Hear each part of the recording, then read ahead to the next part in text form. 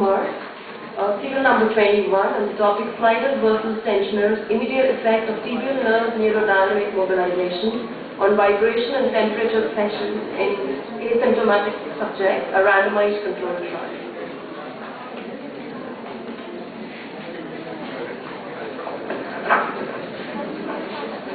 Good morning to all the delegates. I'm extremely delighted to be standing in front of such a professional crowd. And good morning to the chairpersons and the respected judges. I'm here to present my research report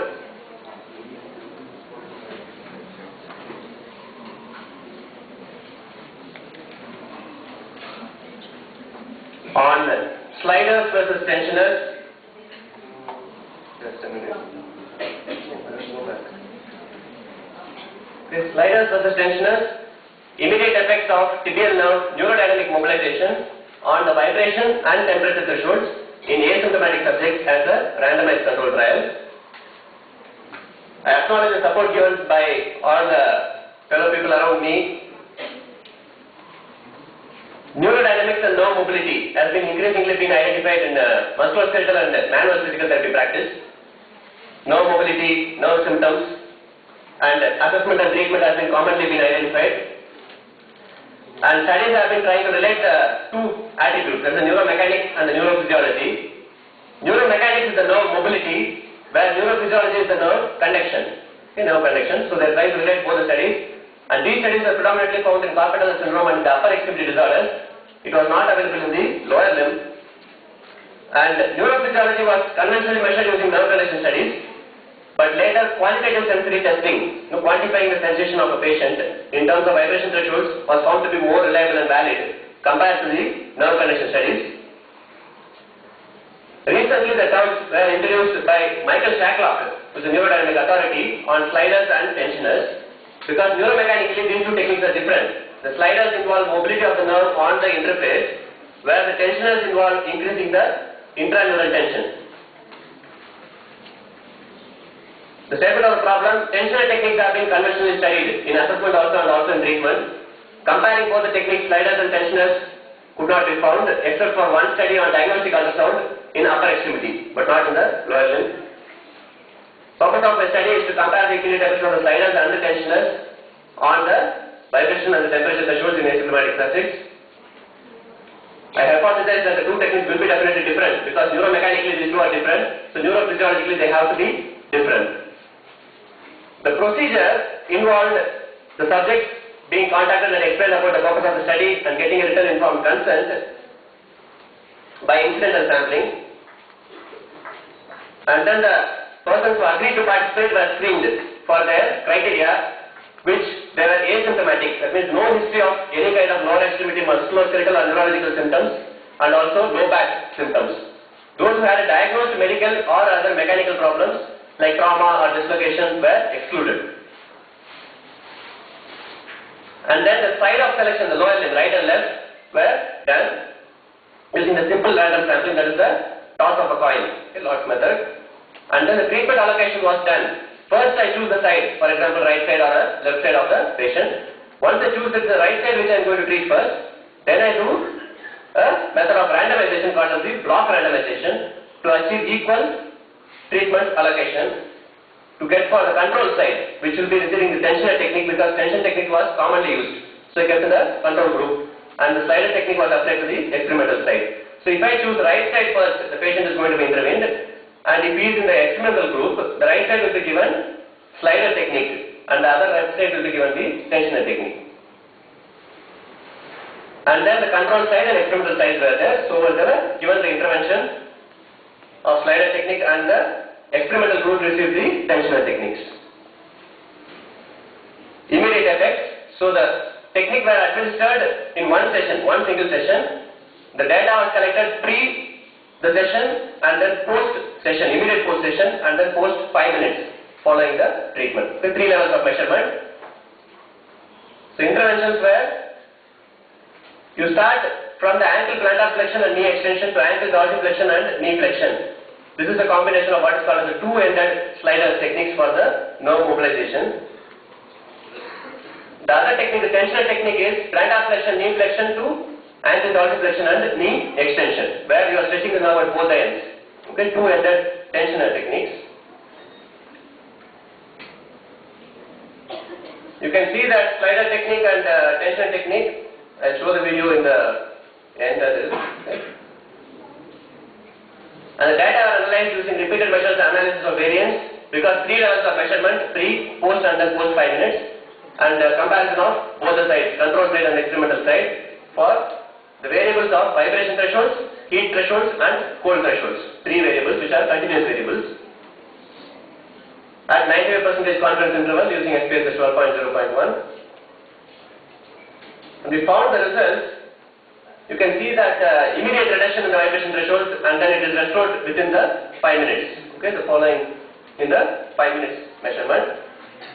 Heat thresholds also showed similar response, but the statistical significance was not much observed. Okay, and you can see the slider group was always better in the response. You know, it was reducing better than the tensional group, where reduction of threshold is actually a therapeutic goal. Okay, patients with neuropathy or patients with nerve injuries will have increased thresholds. Okay, late perception of the sensation. Okay, so it also shows the reduction. Our findings are important because this is the first kind of study which is relating between neuromechanics and neurophysiology, one in the lower extremity, and especially to relate the thresholds, the sensory thresholds.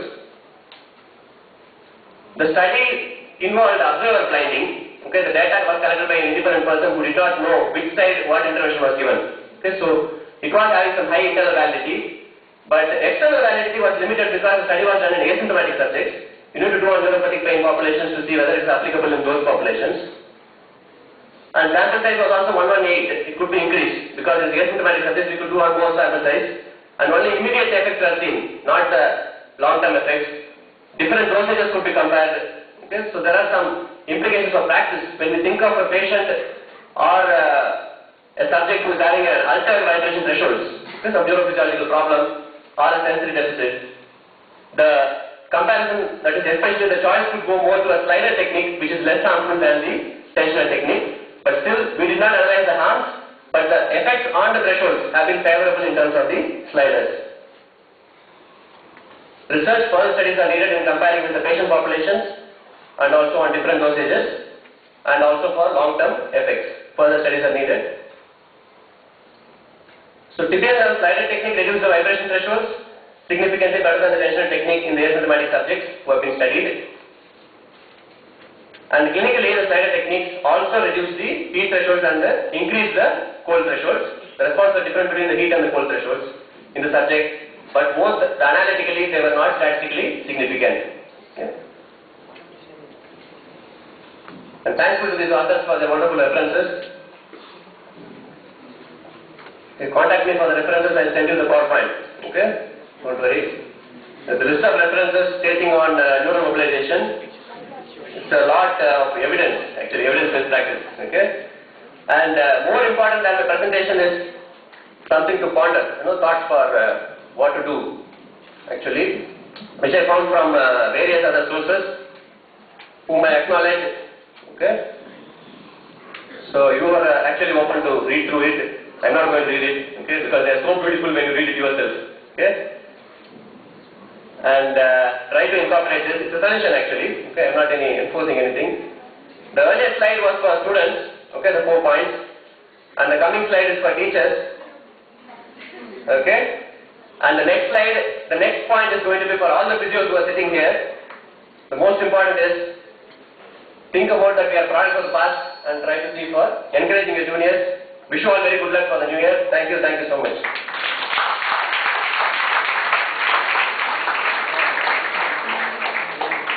Thank you, Dr. Senthil Kumar. Any questions from your institute? Prof Senthil, you have given a nice seminar and nice slides. My question is that the tibial nerve also promotes, along with dorsal flexion, the internal revision. Internal rotation of ankle. So you are not given any information about the inversion of the ankle during your slides. Second question is about vibration threshold and temperature threshold. Can you put light on that? Yeah. Thank you so much, sir. Actually on building upon the light, actually, it is a very important point actually. Tibial nerve, the neurodynamic test, as it was devised by Michael Shacklock, involved the first movement sequence of ankle dorsiflexion and then followed by the knee extension and followed by the SLR, the straight leg raise, which was a tensioner technique, okay, which was one-ended, one direction. And then if you are involving two joint components at the same time, like ankle and the knee, okay, and you are stretching both the areas, knee extension with ankle dorsiflexion simultaneously when you perform, then we involve the two-ended tensioner, okay. So as it was devised by the primary authors, the technique was used. But inversion can't do to increase the tension. Ideally, if in the patient population who is complaining of symptoms in the sole of the foot like plantar fasciitis, you can, if you cannot reproduce the symptoms with the dorsiflexion, you can add eversion because you will produce inversion. So you can stretch those muscles by producing eversion and you can add dorsiflexion and you can take it into SLR. That is an alternative, okay, which is where the neurodynamics authors have proposed that you can modify to suit the patient presentations, where the symptom reproduction is the positive test. And it should be altering with components of cervical flexion or components of hip adduction or hip internal rotations. How you calculate the vibration threshold and temperature threshold? It was measured using an equipment called as vibrotherm, which is from Diabetic Foot Care India, Chennai, and it's for when the probe is placed on the patient's part and the intensity of the vibration is increased.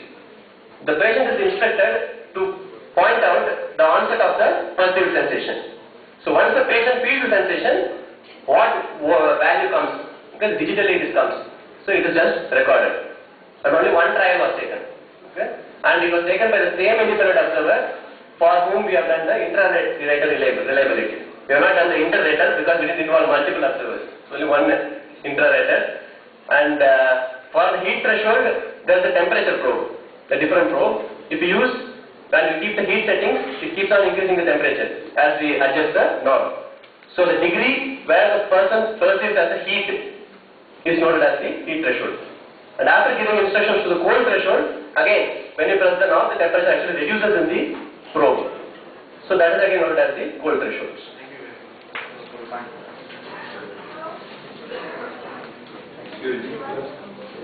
Actually, sir, very nice presentation. Congratulations for that. Actually, this question is not mine.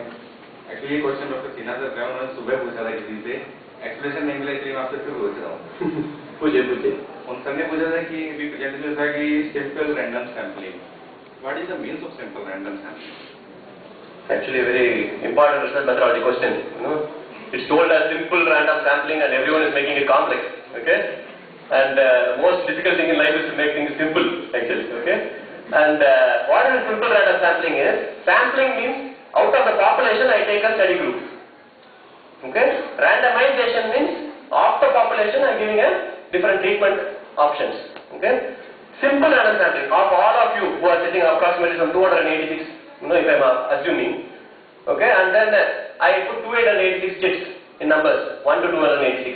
You know, numbers everybody in serially. And out of that I take 198. I pick up the subject. Another one I take 10. I pick up the subject. That is Lot's method. If you involve only two options, you can have a toss of a coin because head or tail. And if it is 6 options, you can have a dice. Okay? But if it is 12 options, you cannot use 2 dice because the number will be missing. Okay? There is one number which is missing. What is it? 1 will be missing. Okay? 2 only will come. So, depends on the option of the researcher actually. Simple research. Thank you. Okay. Yeah, one is the request that if you can show again the slide that shows the technique of sliders and tensioner meters. And second is that if you have to self-criticize your study, what would be the limitation? Actually, there are a lot of limitations only. Okay, because of limitations only and limits only, we are all bound here. Okay, one of the most important limitation is, as per the title goes, immediate effects. Okay, it's only immediate effects. And the next important limitation is asymptomatic subjects. Okay, they were all normals. Usually asymptomatic subjects don't come to us. So it's not applicable for our practice actually, directly. But further studies are needed actually. Okay, so foundation studies.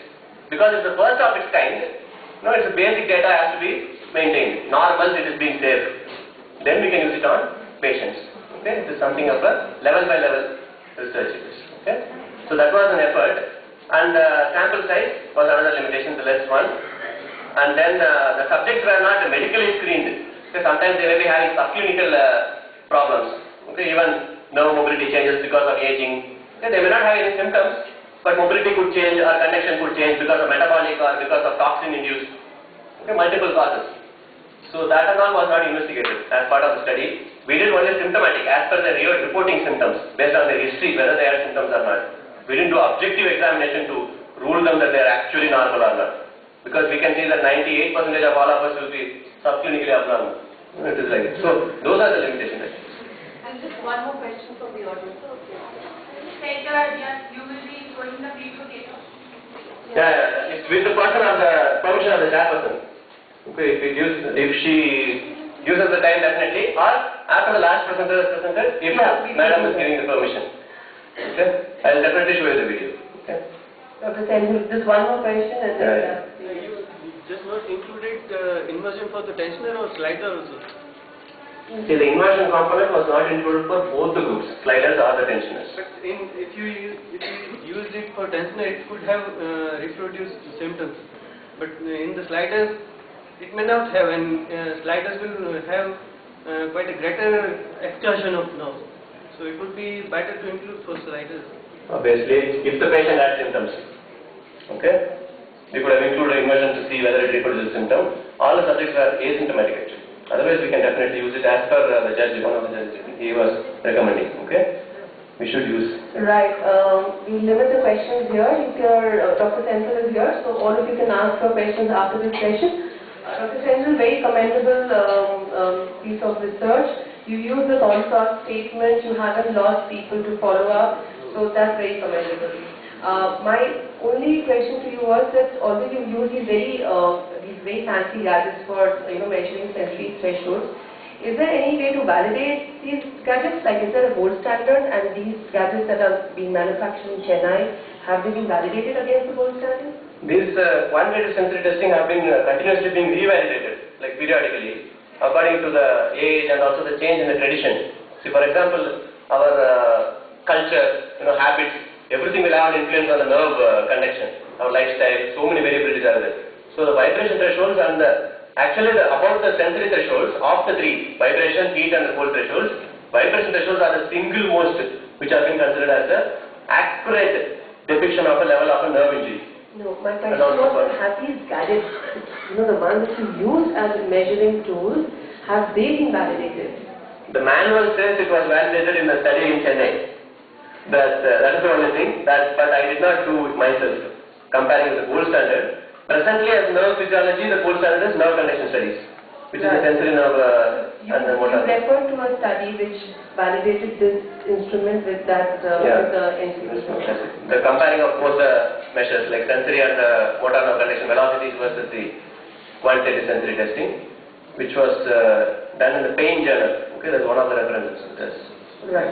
Thank you very much. So, thank you. Thank you so much. We go on to the next speaker, Dr. Chittaranjan Mishra. Just close it, sir. Close it. Number 33.